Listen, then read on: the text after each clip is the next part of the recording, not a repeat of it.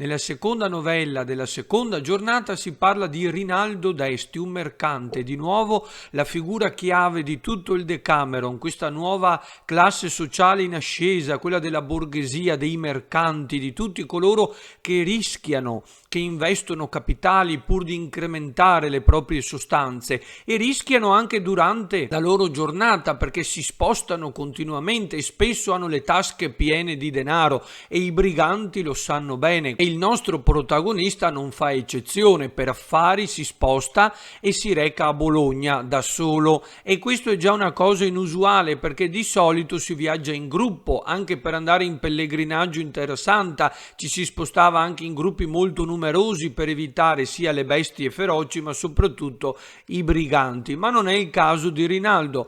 E dopo essere stato a Bologna esce per andare verso Verona e durante il tragitto si imbatte in tre personaggi che all'apparenza sembrano abbastanza onesti, sembrano davvero delle brave persone. In realtà, ci dice Boccaccio, sono dei masnadieri, cioè dei briganti, dei furfanti, dei delinquenti che hanno cattive intenzioni. Lo scopo è quello di derubarlo. Prima si informano sulla sua identità, su chi sia, dove stia andando, e quando hanno capito che si tratta di un mercante allora decidono di derubarlo perché sanno bene che questa figura professionale viaggia con del contante in tasca. Vedremo poi in storia che nascerà anche la lettera di cambio proprio per superare questo problema. La lettera di cambio, cioè un documento che funziona come il nostro assegno o l'antico bancomat di una volta, se vogliamo, quindi una carta grazie alla quale poi si sarebbe potuto ritirare il denaro soltanto una volta giunti a destinazione. Siamo al tempo di Azzo VIII da Ferrara, un marchese, il signore di Ferrara, di Modena, contemporaneo di Dante perché muore nel 1308, quindi siamo nel basso medioevo, e la storia viene narrata da Filostrato, quindi adesso tocca a lui intrattenere l'allegra brigata, ed è proprio un'altra brigata quella di cui si parla nella storia, perché questo Rinaldo dunque si associa a queste tre persone, percorrono la strada insieme. Rinaldo non ci trova nulla di male, gli sembrano tre persone abbastanza positive, abbastanza oneste, e quindi non ha nessun problema. E questa brigata che cammina ricorda moltissimo anche quella dei racconti di Canterbury di Geoffrey Chaucer, i Canterbury Tales, che durante il pellegrinaggio si intrattengono raccontando delle storie. In questo caso invece la nostra storia è imbevuta sia di amore che di cose sacre, quindi si parla di fede e di amore, il sacro e il profano, però entrambi analizzati da una prospettiva laica. E infatti i tre masnadieri iniziano ad interrogare Rinaldo e gli chiedono se sia credente e soprattutto se sia solito pregare e rivolgere quindi delle orazioni a Dio. L'argomento è questo: si prega a Dio? Quali preghiere vengono rivolte al nostro creatore? Non ci deve stupire l'argomento, perché nel Medioevo di religione si parla, le credenze e soprattutto la devozione popolare è molto radicata nella popolazione. Nessuno mette in dubbio l'esistenza di Dio, tutti lo danno per scontato, e pertanto si riflette anche su queste cose. Rinaldo ci dice, si rivela come un uomo molto concreto, molto materialista, non è molto religioso, prega poco e rispecchia la figura tipica del mercante, che deve essere molto pratico, legato quindi alla materialità, però è molto devoto a San Giuliano, e tutte le mattine quando riparte per un nuovo viaggio di affari è solito rivolgere al santo sia un'Ave Maria sia un Pater Nostro, sia per le anime dei suoi genitori che sono defunti, e soprattutto chiede di trovare un buon albergo, un ristoro quindi per la notte nella città in cui dovrà recarsi. E Rinaldo è contento perché puntualmente ogni sera viene accontentato, quindi questa secondo lui è la prova che il santo lo ascolti. Quindi Rinaldo attribuisce ogni volta tutti gli scampati pericoli, perché più volte ha rischiato di essere derubato e di trovarsi anche in pericolo di vita, ma puntualmente Dio lo ha aiutato e il santo gli è venuto in soccorso. E non cita un santo qualunque, perché San Giuliano è proprio il protettore dei viandanti, di coloro che si spostano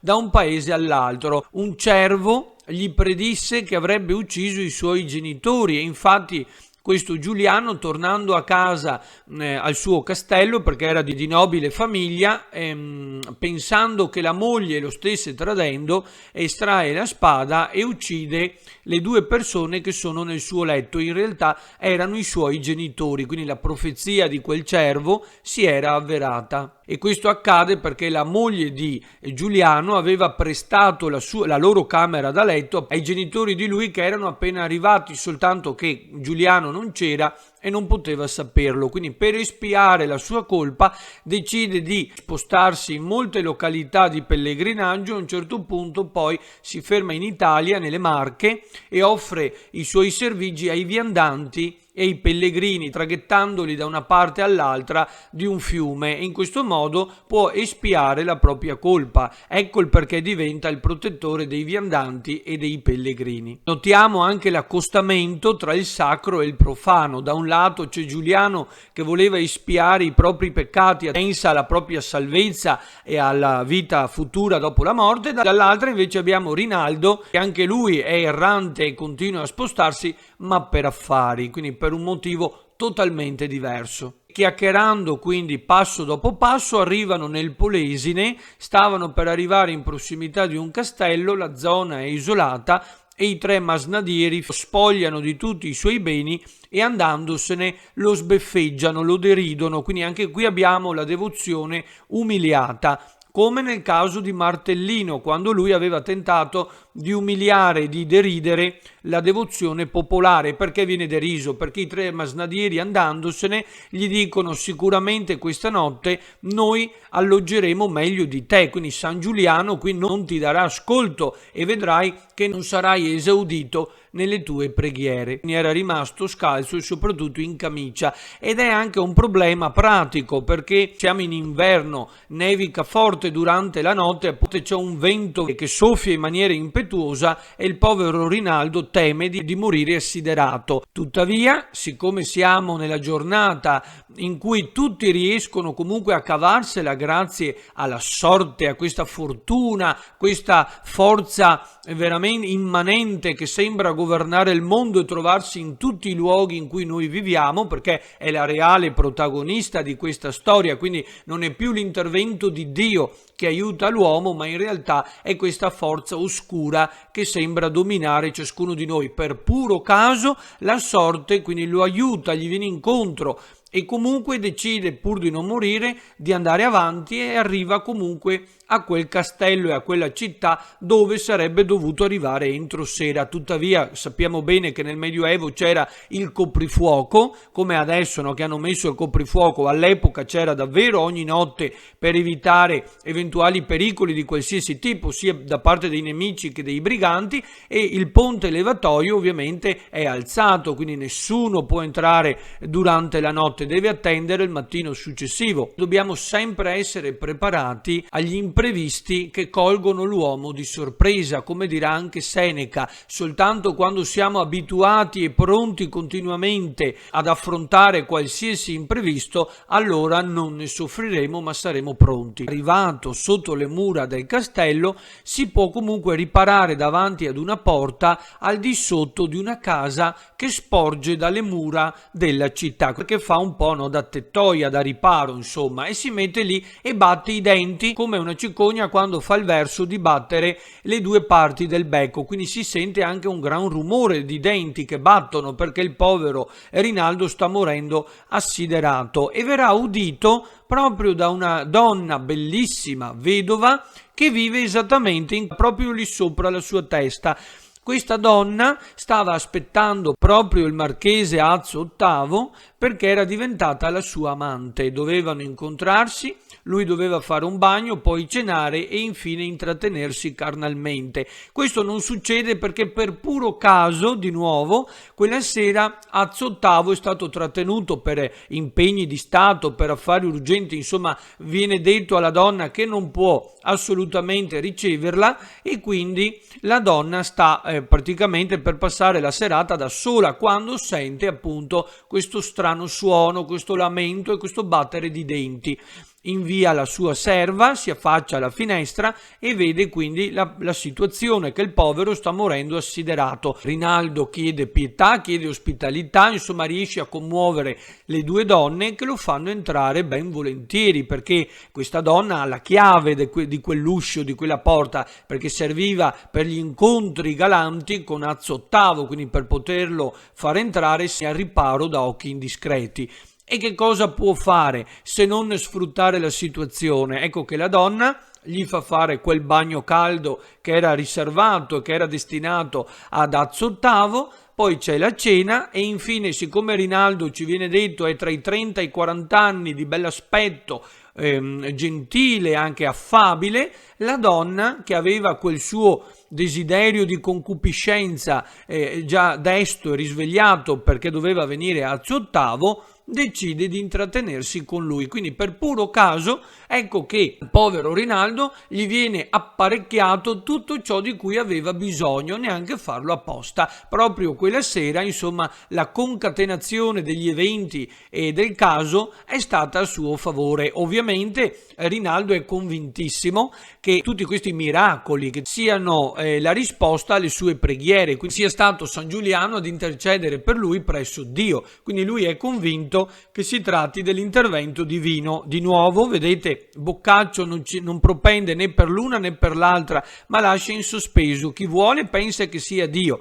Chi invece, come lui, ha una visione laica, pensa che sia soltanto frutto del caso. Però, di nuovo, il sacro e il profano, chiave laica o lettura cristiana, e di nuovo l'amore carnale, perché questo è un semplice incontro galante, così sessuale, non ha niente a che fare con l'amore, non sono innamorati, ma colgono l'occasione per soddisfarsi reciprocamente. Ecco di nuovo un altro mito da sfatare: nel Medioevo di sesso si parla, e come se ne parla, se ne discute e soprattutto si pratica. Non è vero che nel Medioevo erano tutti repressi e dediti soltanto all'ascesi, alla spiritualità e alla mortificazione corporale. Assolutamente no, è l'esatto contrario. Il sesso è praticato, è tollerato e soprattutto viene perdonato con grande facilità, perché tutti sanno che sia appunto un impulso naturale di cui l'uomo ha bisogno, come tutti gli altri. Notiamo anche l'ospitalità di questa donna. Non è un caso, perché richiama il sacro dovere dell'ospitalità degli antichi greci. Quindi l'ospite è sacro e all'ospite vengono sempre forniti vitto, alloggio, un bagno e dei vestiti puliti.